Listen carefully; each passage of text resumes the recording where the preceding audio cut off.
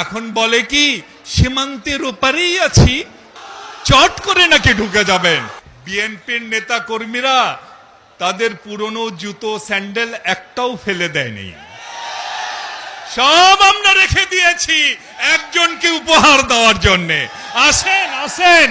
কাকু বলেছিলেন মুজিবের মেয়ে শেখ হাসিনা পালাতে জানে না, বলেছিলেন না? এখন কাকু কোথায়? কাকু তো দুয়ার টুয়ায় হয়তো না। শেখ হাসিনা আহারে, সে কি দৌড়!